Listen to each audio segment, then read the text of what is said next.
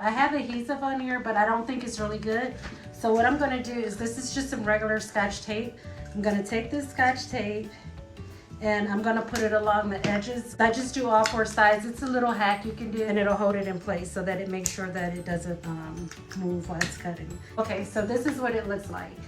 I'm gonna try this, I never did this before. Just put a piece of tape right here over that diagonal. I don't know if the Cricut's gonna read it, if you can see that. I'm gonna see if this hack works. If this hack works good, then you can use that too. So that, hey, here's that moment. I'm excited. So this is what it looks like.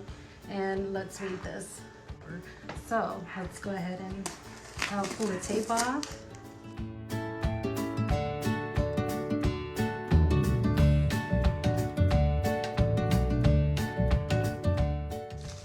So sometimes you may get one little string, and that's what I have, is one little string. So what I'm gonna do is just take my scissors right there. Look, I don't even need to close it. And right there, take this off.